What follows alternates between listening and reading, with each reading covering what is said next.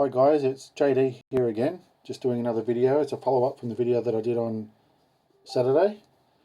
That video was just sent out to a group of friends and family that were worried about the situation with mandated jabs in the workplace. I sent that off to about 35 people, and I said to them they can send it off to whoever they felt was going to be impacted by it, just so we could buy a bit of time for them. I had no idea that in 24 hours that the video was going to be viewed by 33,000 people, or viewed 33,000 times, and I had no idea that that it would impact the situation that happened at the CFMEU today. But in saying that, I did call out John Sedka. His members knew about him, and they were not happy with the fact that there was no consultation in regards to mandatory vaccinations for construction workers, and they felt that he'd sold them out. So there's no wonder that people rocked up today and they were pissed. So going to try and keep this video quick. Now, I was overwhelmed by the comments. There were so many comments. I was trying to keep commenting on the comments as we went, and then as people were sending me more and more messages, I was just completely overwhelmed. Some of the messages like made me cry. They were that bad. But what it goes to show is that if just some nobody like me can make a video and it gets seen by 33,000 people, and we get over 600 messages, texts, it goes to show you that there's more of us than what we think. So there's a lot of support. So we all need to work together on this. It's not just people like me who do a little bit of research, or some of the people that I'm going to give you information on tonight. It's all of us. Now going back to today, so John Sedka was given another moment of redemption today, and he failed. People went there to his office. Now, the media reporting there was 300 or 400 people. Now, I watched Real Rushkin's video from 8:30 in the morning until it ended, and I know exactly what happened, so forget what the mainstream media are going to tell you. They went there, they gathered in the morning. They did that because there was an organisation, there was a rally organised on Tuesday.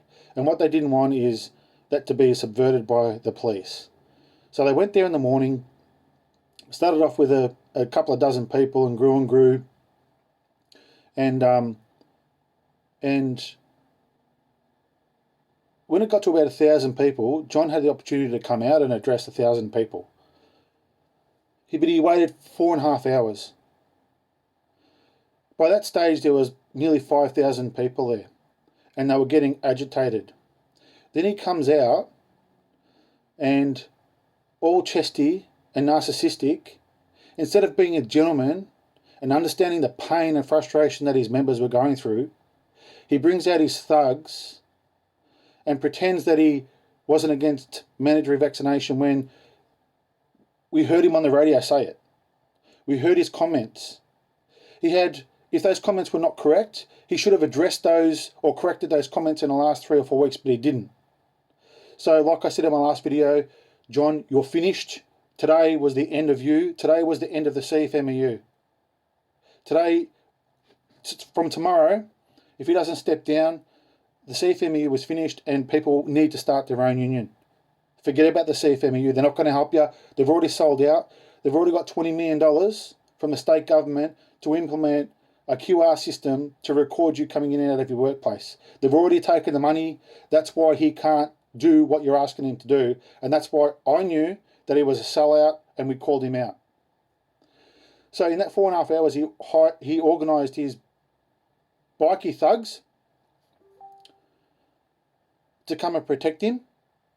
Then he come out, tried to give a speech, couldn't even answer a question, went back in the building,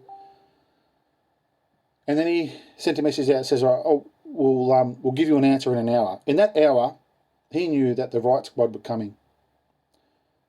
So he sold you out, members, sold you out, CFMEU, sold you out, public, sold you out the whole construction industry, all 57,000, currently 57,000 workers. 57% of the state's workforce at the moment completely sold you out.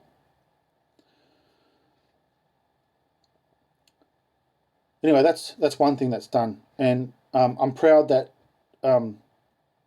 people like me are starting to make an impact, because more and more of us need to start doing our own research and stop relying on people like John Setka and these sellouts from giving us information. Get your own information. So the video I did was buying time, just telling people to take a deep breath, just wait. Right, what we're trying to do is buy our time, and we're waiting for these Supreme Court cases to come. There's a couple in the process that will be 30th, 31st of September. And then there's also a couple of legal parties that are doing Supreme Court cases now against Daniel Andrews and our Chief Health Officer. All right? But what they need people who are harmed to make the case. So this is the reason why I was saying to you to go through the process. Now, if you haven't been through the process, you can't step up as one of the people that are harmed. So go back through my last video and listen. You first need to do the letter to the employer, and I'll run through a little bit more about that event. You need to go to your doctor. Now, that's the informed consent that you're having with your doctor. Now, a lot of people have got back to me and says, my doctor won't do it, or this or that, or I need more information. You need to be armed with the information. Now, the doctor is scared for his job just like you are. So he's probably going to say, or she's probably going to say, oh, I can't do it, or I'm too scared to do it, or whatever. That's fine. There's an online process through the CHO, and this is another issue. You know, a doctor and patient relationship is completely private, it's sacrosanct. And all of a sudden, they're taking away the ability for a doctor to give you an exemption, and you have to go through the government to do it, which is a disgrace, and doctors are scared. Now, the doctor, just like he can give you an exemption from mask, can give you an exemption from any medical procedure if it's forced or coerced. But for whatever reason, the doctors have been told, you're going to get the sack if you do this. So, let's go through a couple of things. You've got to do the process. Send a letter to your employer. Go to your doctor. If your doctor refuses to give you the exemption, rebook. Rebook and get the booking confirmation again. Just keep doing it. All right? Ask him.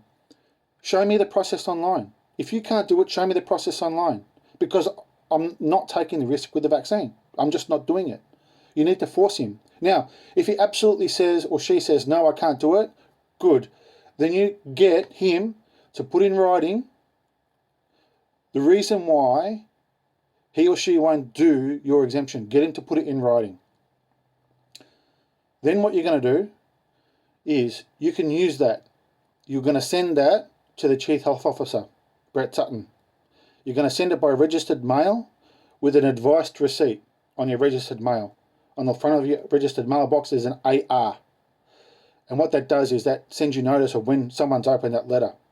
You're going to write to him and say, I've had my consent meeting. I've weighed the risks up. I'm not prepared to take this vaccine.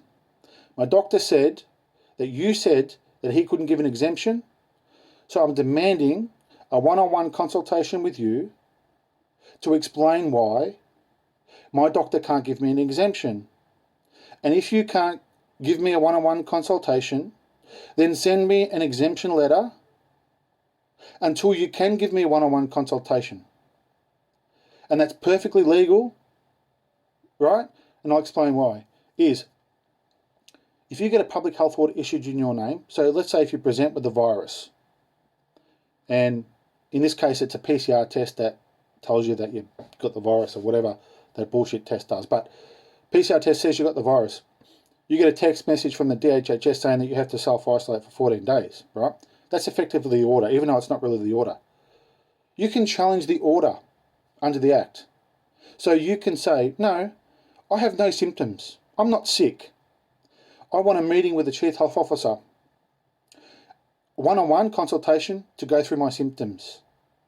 Because a diagnosis is only via a practitioner assessing your symptoms. It's not a PCR test. Now, he's not going to do that, Brett Sutton, right? Because he's obviously too busy. So, He's just going to send you the exemption. Right? So just remember, again, play back what I've said. Now I'm going to try and be really quick, not like last time, and I'm not going to swear, hopefully this time. Now, it's going back to your employer now putting pressure on you. Now, I run my own business, so I employ people, so I'm under more stress than most people because I have people expecting me to do this to get vaccinated. So, if you're working for a company, say 20 more people, this process probably will work a little bit better, but anyone can do it. Your employer. So what we're going to do is we're going to go to the Office of the Australian Information Commissioner. Right? You go onto their webpage and information regarding access to your private information. And I'll read it out to you. And this is what you're going to put in your letter to your employer. If your employer requests your consent to collect vaccination status information, they are required to be transparent about why the information is being collected and how it will be used in line with APP1. And it's all hyperlinked here on the page so you can check it. Your employer must take reasonable steps to notify you of the matters set out in APP5. These include the purpose of the collection of the information, the consequences if you refuse to consent to the collection, if the collection is required or authorised by law, and that's where you add, please provide that authorisation by law. If the collection is required, how your employer may use or disclose information about your vaccine status, and that their APP privacy policy contains information about how you may access your personal information, seek correction of your personal information, make a complaint about the breach of the APPs, and how your employer will deal with such a complaint. Your employer should provide you with this information before they collect the information about your vaccination status, or if this is not practicable, as soon as practicable after the collection occurs. Now that's what you've got to put in your email to your employer. Now most construction industries are layer cakes of subcontractors. Most guys that are employed, say 10 or to 20 people, they're working 16, 17 hours a day. They haven't got the resources to put a privacy officer in their employment or a HR manager. It's totally ludicrous, and that's what I was saying about it's a legal mess, this. Absolutely rubbish. And what we're trying to do, I don't like to use government resources because they're all lies, right? But we have to play by the rules for the moment until we just buy ourselves some time. Now, the other thing too is, if you feel that your human rights are being violated, which they are if you're forced to take a vaccine for work, one good thing is there's been a new Human Rights Commissioner appointed.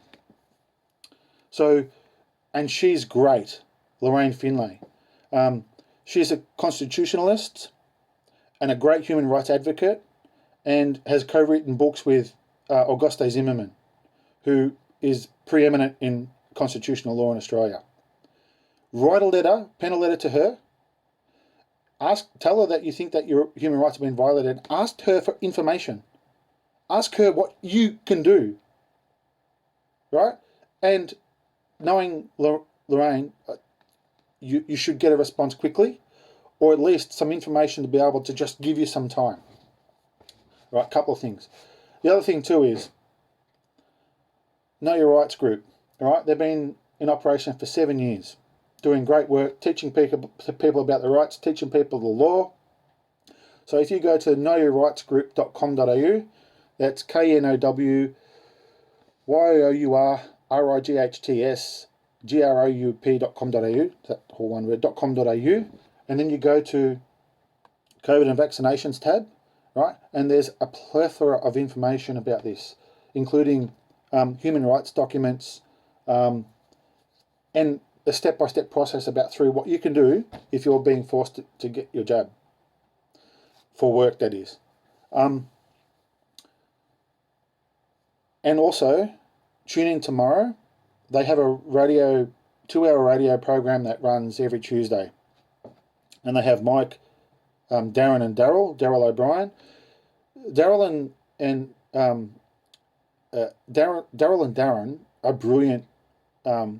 These guys have been running constitutional programs for years. Darren has actually got a website called Constitution Watch. This is what you need to, start empowering yourself with information, and don't rely on other people, right? I can't respond to 600 emails. Know Your Rights Group can't respond to thousands of requests. But that's why they're giving you information to look for yourself. You can buy time, people. We just need to buy time. We will win a Supreme Court case. We will. It's going to happen. Section 5123 of our Constitution says that you can't force or coerce someone into a medical procedure. Just can't do it. Right? So we will win, and that's what we're trying to buy time for. Yeah, so Human Rights Commissioner. So I think I've covered off everything for this particular meeting now. Again, thanks very much for your supportive messages, right? This video, again, there'll probably be a whole lot of messages. I don't know how many people will watch it, but people that are struggling, you can tell in their language that they're struggling. Just send them support messages. Tell them to hang on, right? We'll get through it, right? It's dividing families, you know, sons and mums, brothers and sisters, workmates. This is the program that they run. They try and divide you, right? So that eventually the majority work down the minority. But at the moment, we're only 39.9% double vaccinated in Australia. It's not going to get to 50% by December 23, let alone 80%. And just remember, December 23, Daniel Andrews loses his state of emergency powers. He can't extend it anymore. He got it extended 8 months, and in that 8 months, right, they said no more after that. It was 12 months, they extended it to 21 months. December 23rd, that's it. Now, he's probably going to rush through some pandemic act or some bullshit like that. But I reckon now is the time to start putting pressure on those 4 upper house members that sold out last time, and let them know that we're on to you for the Pandemic Act, and it's not going to give the CHO the powers that he's got now. We want to go back to normal. We don't want vaccine passports. You can stick them up your ass, tell them. And this time they're going to listen to the people.